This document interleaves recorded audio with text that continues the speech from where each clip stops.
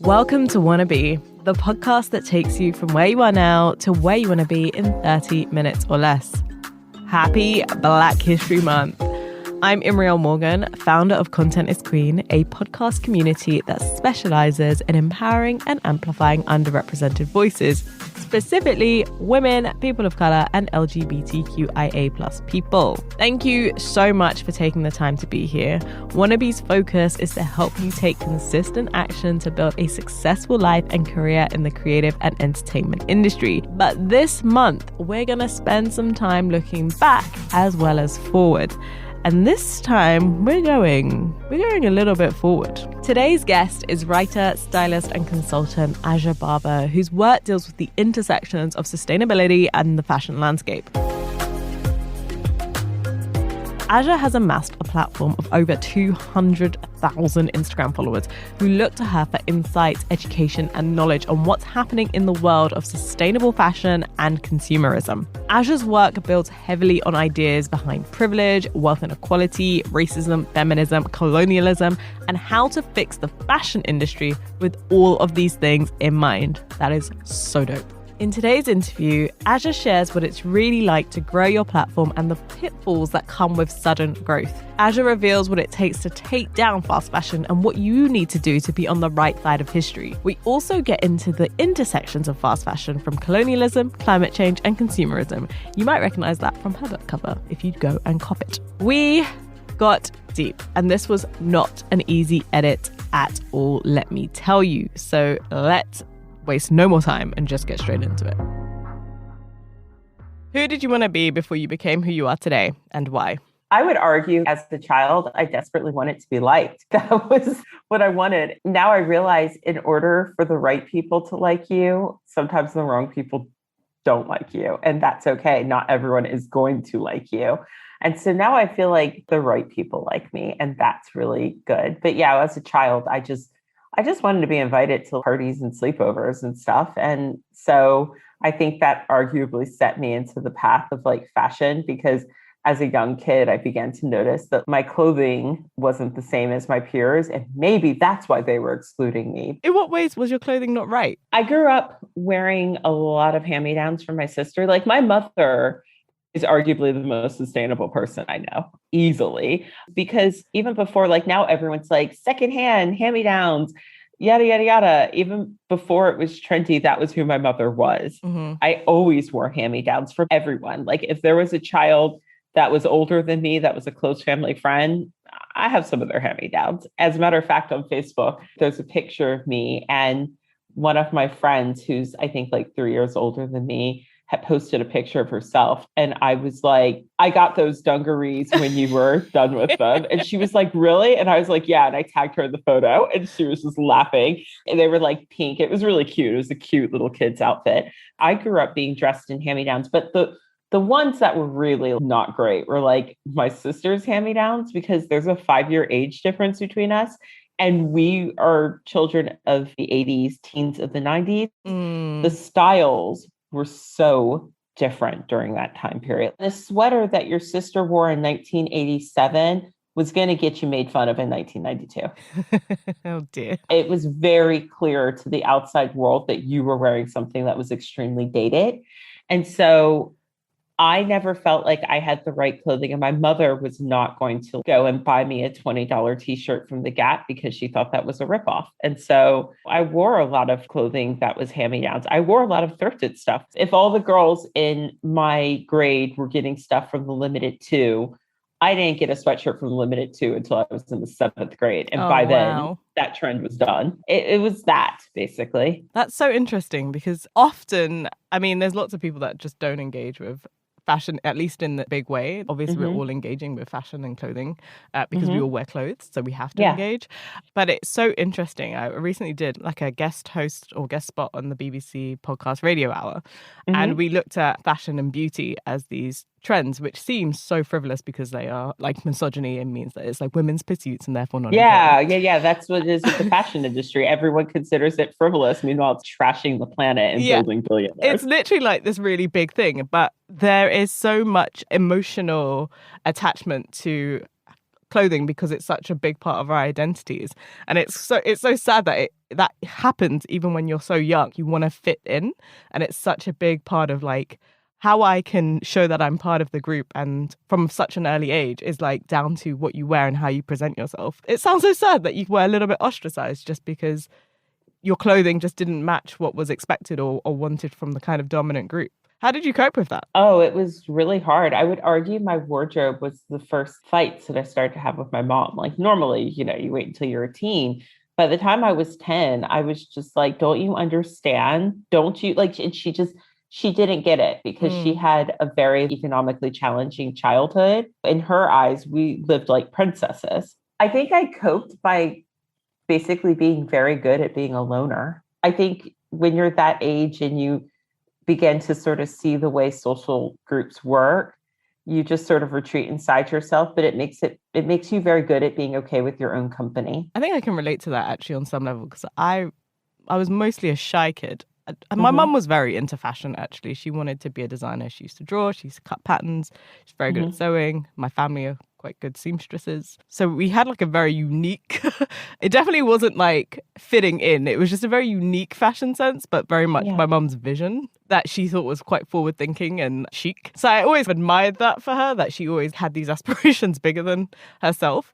But it did mean that, I don't know what it was about my childhood, but I definitely felt like it was me and everybody else. And I think in so many ways, I still kind of carry that with me even into my adult age. Like I work in podcasting, which feels like it's having a moment, but it's still this niche within a niche that I operate in. Have you carried that forward, or do you think actually now you've branched out and become a social butterfly? Oh, they'll save. My friend Sophie, we always talk about how like sustainable fashion is nerd prom. Like we're not the fashion A squad, but we're the squad that's going to hopefully save the day. I always joke that the party's over when I get invited, and now I'm starting to get invited to fashion shows. And I just think it's hilarious because in actuality, the fashion shows need to stop. Everything needs to slow. And I'm like, yeah, you guys are inviting me, which means that this is definitely done. Like this is something that we need to like phase out. And I don't mind, but also even existing on Instagram, I think when I first showed up in the Instagram space and my platform began to grow,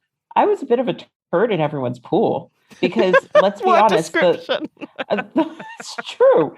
The energy that Instagram runs off of and the ways in which people traditionally get paid on Instagram is from selling fast fashion and being the person that's like, hey, not only does this make me feel weird, but it's actually terrible for the planet and terrible for the garment workers. Let's just say not everyone wanted to be my friend at first. Now everyone pretends like they wanted to be my friend because that's totally the nature of social media. People that you followed for years that wouldn't follow you back, wait until you have almost 250,000. And then all of a sudden they're like, oh, I so appreciate your work. And it's like, yeah, but you didn't follow me for years. So that's kind of weird, right? Exactly. I still feel on the outside, I just feel like everyone can't help but to see me now. So it's kind of like, better pretend like we're friendly, even though I didn't follow this person for a long time. It still feels like a high school cafeteria. That's so interesting. It's like cliquey, but in a different way. So at 50,000 followers, I had gotten to a spot where I felt like I really knew my community. Everybody knew my boundaries. And I think you have to have boundaries on social media. Otherwise, it's a free-for-all. And it can be a very problematic, harmful space if you don't moderate and if you don't get everyone on the same page. One of my boundaries, I don't talk about brands on my grid post, because if the problem is overconsumption, an Instagram algorithm runs off of that. The minute you start tagging brands, unless you're actually telling a brand about themselves, I don't tag brands, because people will literally show up to my space and be like, now where do I shop? Now I know this. And it's like, that's not the point. No, exactly. The point is actually we should all be shopping less. So I don't engage in that on my social media, because honestly, I don't want to give out advice to 200,000 people about where to shop. I don't monetize my social media in the same way as other people. So that would not be fruitful for me in any way. Let's just be honest. I'm here writing Monday through Friday, mostly for free. I've got one sponsor, one.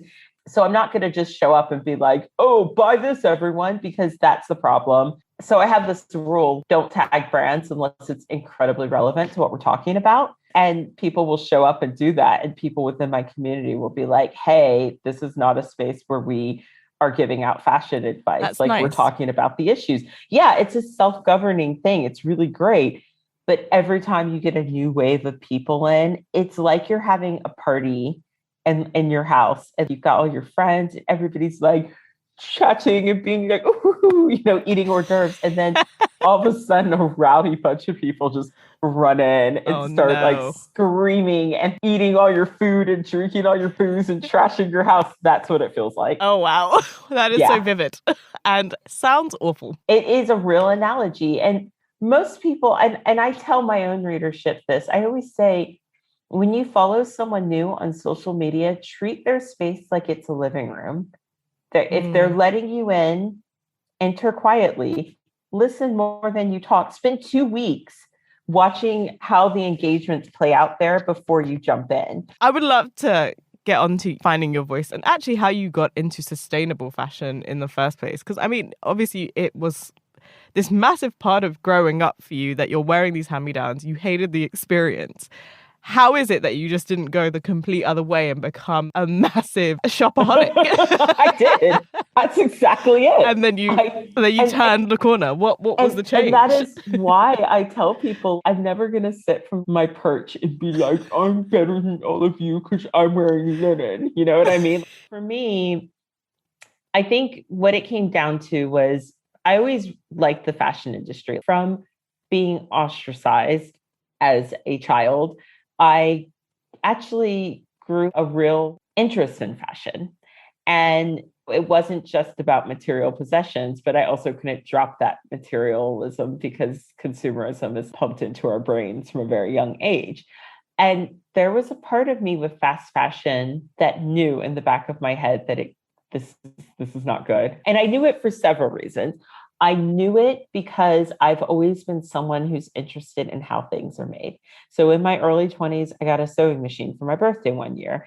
And I used to be that person that would go into certain stores. Say there was a store called Sociology. I'd go in, I'd see a dress and be like, $300, I could make that. And then I'd go home, I'd go and buy some fabric from the scrap pile, and I'd go home and I would attempt to make the thing I saw. And I would be like, wow, it's really hard to make clothing. This looks like crap. For every sewing project I've made, like 1 out of 3 was wearable, and the other 2 were trash. I understood how much work went into producing clothing because I was this crafty person who was making crappy clothing and realizing that it's hard. So every time I would go into a fast fashion store, I would just be like, how do they make that so cheap? I don't understand. And it's like, well, they're exploiting people. Yeah. Surprise. And then one summer, I volunteered in a local charity shop.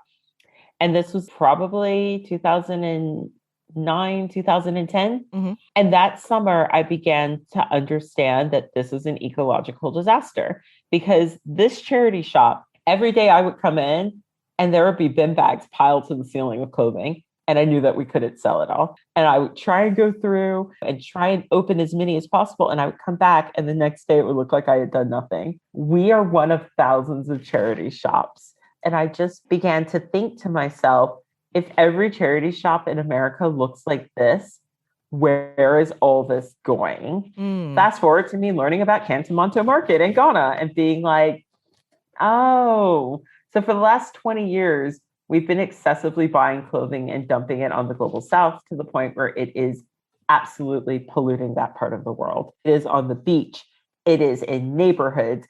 There are people that live on top of rotting mountains of trash, basically. It's caused the municipal dump there to fill up years before schedule because of all of this clothing donation.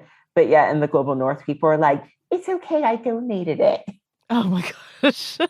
Volunteering in that charity shop, it actually turned me off. I would go to the mall and just be like, what's the point? It's all going to be somebody else's problem one day. And it was good because I probably needed that wake up call. But this was like 2010. And I began to really be like, yeah, you know what? I got to quit this. So I started to really sort of taper what I was buying. Eventually, the urge just went away in general. I started to get more into brands that I felt that I could really believe in. And when you're not buying 68 items a year, which is what the average fast fashion consumer purchases, you actually have more money in your pocket to Yeah. spend on a few nice items. Everyone needs to understand we have all bought fast fashion, and the people that sustain the system are not poor and working poor people. Even if you feel poor, you're probably broke because poverty is systemic. And I know people at every income level.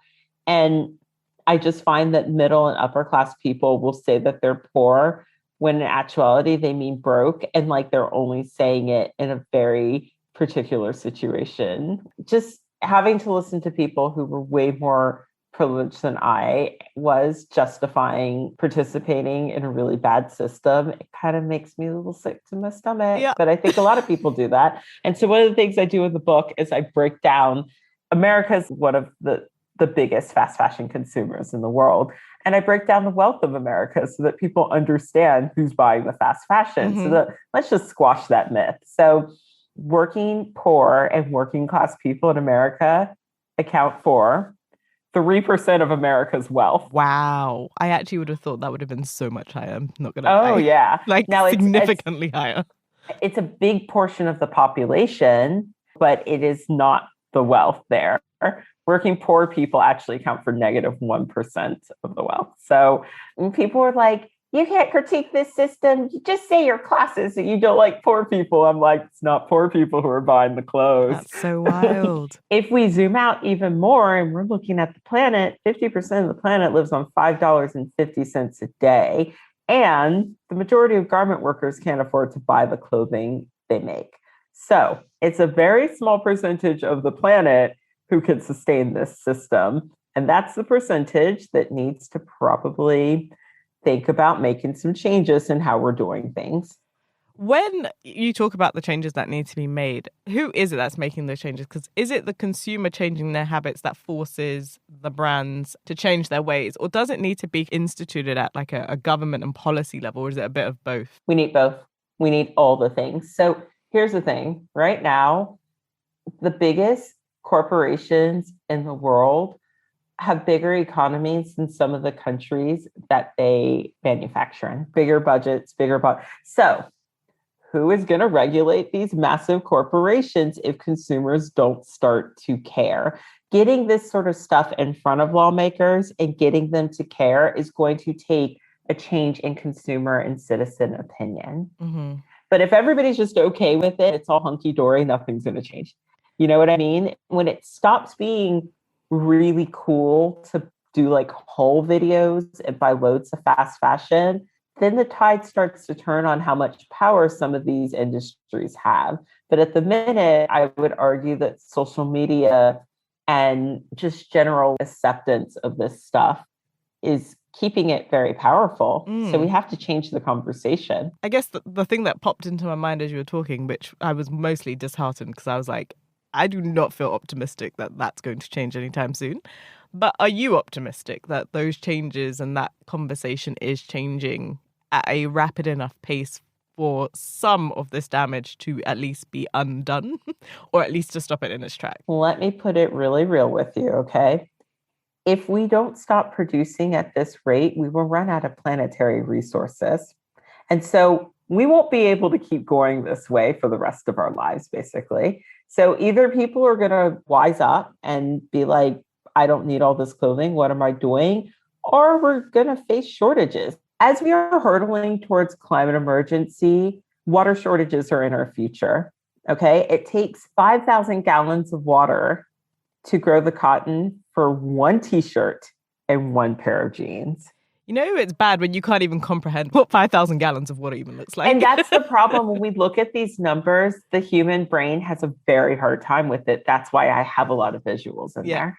Because people should be good and mad. Like, these companies are using up the resources that we need to stay alive. So if we have companies, for instance, in 2018, I think H&M declared that they had $4 billion worth of unsold stock, right? If wholesale if wholesale, right? All that unsold stock, say it cost £4 for one pair of jeans and a t-shirt. Each item was £4.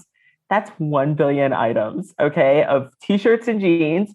Say it was 1 billion various t-shirts and jeans that were unsold, but you know that it takes 5,000 gallons of water to produce a t-shirt jean. Multiply 1 billion times 5,000. That's the gallons of water that we've just seen wasted in one calendar year. Whether or not people decide to change, climate change is going to change us all. So I would really like to warn people that, look, we can either mitigate now, or we can just run full steam ahead and just wait until all of our resources are being used up by these consumer markets. That's so wild. Oh, wow. I mean, yeah, I feel like I kind of knew these things because I've been, I guess I sit in climate curious space and have done a couple of projects like the Mothers of Invention. I helped work on that and did a lot of their social media. So I was kind of like introduced to it quite rapidly and knew that things were bad. And then I followed the Slow Factory and Celine Saman, who's incredible at what she does. She is one of my dearest friends. Oh, she's just fantastic. She's a gem. I think generally people have a hard time quantifying the damage that's being done here and what these numbers look like. But I think if people really understand what these consumer industries are doing to our planet and ultimately you and I, because unfortunately, I don't feel like people have othered people in the global South to this point where we have a hard time identifying with that situation. You know, it's one of those things where people feel very comfortable saying, well, that's a good wage in that country. And it's like, okay, would you want to make 3 cents an hour? You know what I mean? That's colonialism. That is colonialism. Oh, but they're there. doing fine. At least they're employed. Yeah, like that is the legacy of colonialism, is thinking that somebody in another country should make less money than you. Somebody in another country should be grateful to sew your clothing and do backbreaking labor and work with dangerous machinery because they live there. And like that country is where we get all of our crap from. And yeah, I think that as we start to see more of the impacts of climate emergency, I think that it will naturally become uncool because we're going to be like, the planet's on fire and you're doing a Shein haul. The worst. The worst. Oh, God. Oh, that's just, yeah, I feel like it's so bleak. And I guess my question from that is, I feel despondent and despair. Whenever you do climate messaging, because I had to do climate communication, like climate justice work means that you're aware of all of these bad and terrible things and the stats are just awful and climate emergency. And so you're kind of towing the line of having to use levity, humor, and really bouncy language so that people don't fall into it, right? Yeah. I do that in the book. I like to think that the book is a very hopeful thing. But additionally, what I would say is I really want people to investigate, do you even like this system of fast fashion? If you're someone who's participating in it, tell me what you like about it, because I always challenge people to take a week off or take 2 weeks off. I think when you tell people like, you can never buy fast fashion again, you're not going to get them. That's just never going to happen. But if you do tell someone like, I dare you, go a month without buying, what I generally find is that people will come to my platform and go, yeah, when I first started following you, I was like, I love fast fashion. I'm never going to quit it. And then I started to read and then I started to think about it. And then I thought, you know what? I'm going to take a week off. I'm going to unsubscribe. I'm going to unfollow. I'm going to not go in the stores. I'm just going to take some time and really give it some thought and try and wear my clothing. And 1 week turned into a month, turned into 6 months. And now I'm just looking back at myself thinking, what were you doing? Like the thing that people don't understand is like financially, if you were participating in fast fashion to the tune of buying 1 item a week, like I said, 68 items a year, you're actually spending a lot of money. And I know that there's a lot of reasons why our generation does that. Our economy is screwed. I have lived through how many recessions in my lifetime since I graduated? We have no job market. We can't afford houses. So naturally, I understand. I am very empathetic to the fact that when you feel like life is giving you nothing, you're like, might as well go buy 5 new dresses because I can't do anything else. I get it. What people don't understand is you're really pissing away any disposable income you have on a system that isn't actually serving you in any way. I mean, my disposable income went on food, so I feel good for you. Moderately better that is about it. nourishing you. That's good. But for people that are buying those 68 items a year, that's wild. If you tally up your receipts from last year, and I did that one year, I was making next to no money and living with my parents. Because once again, how many recessions do I have to live through? And I had given 1/10 of my annual salary to one store in particular. And I didn't even realize I had done it. And I was crazy. So mad with myself. And so there's incentives in there for you as well as a citizen, as a consumer, not just planetary stuff, but I can say as someone who is full steam ahead with this system, I save a lot more money now. I have a lot more nice stuff that I really get to enjoy. That's a good point. I think having not shopped, and this was mostly by force / Marie Kondo-y. I can owe a lot to Marie Kondo for sorting my life out. If it doesn't spark joy, I don't buy it. And the thing that gives me hope is I have never had a single person who follows me message me and go, yeah, you know what? I quit the fast fashion cycle and I miss it so much. So I went back to it. I've never gotten that before. So you're like the Marie Kondo of sustainable fashion. Oh my, what high praise. She's amazing. I literally do get people messaging me every day and thanking me. Like that's what it comes down to. And so what gives me hope is knowing that if people can just take a break from all of this and start to really peel back the layers of the shiny system, they never want to go back. And so if we can just get more people listening and trying and thinking about that, it's just so much better way to live your life. I love that. Oh, Aja, you were saying so many good things. I have so many questions. We don't have the time. We should do a part 2. We definitely do need to do a part 2. What is the best advice you've ever received? And what's the worst advice you've ever received? It trips everyone up. It's the only thing that trips people up. Best advice I've ever received. People are going to judge you no matter what you do. So you might as well do what you want. Love that. But I also think that can be incredibly selfish because at the end of the day, climate change is coming for us all. So doing whatever you want is harming the planet.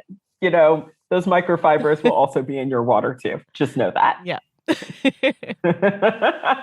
And then the worst advice, you should lower your standards with the people you date. Your standards are too high. Oh my gosh.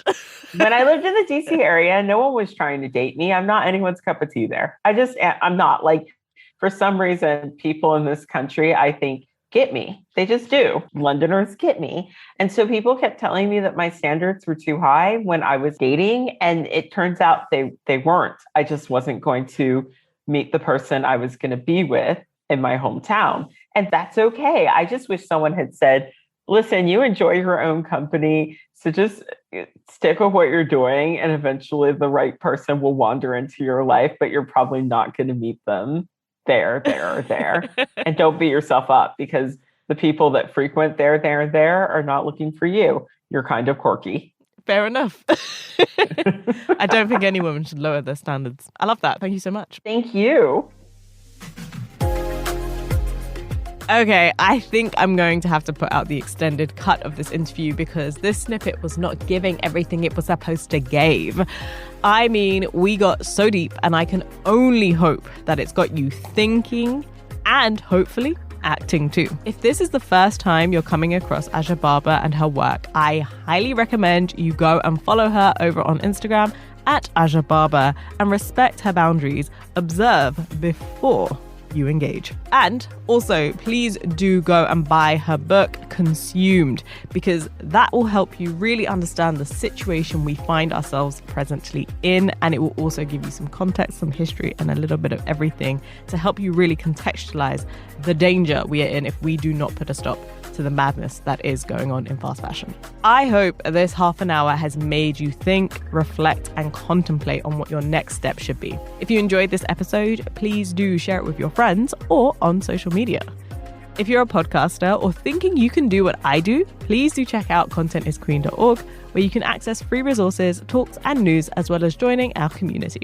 That's contentisqueen.org. That's a wrap. Thank you so much for listening. And until next time, bye. This is a Content is Queen production, hosted by me, Imriel Morgan, edited by Joseph Perry, sound design by Amber Miller. Music and sound effects are from Epidemic Sound.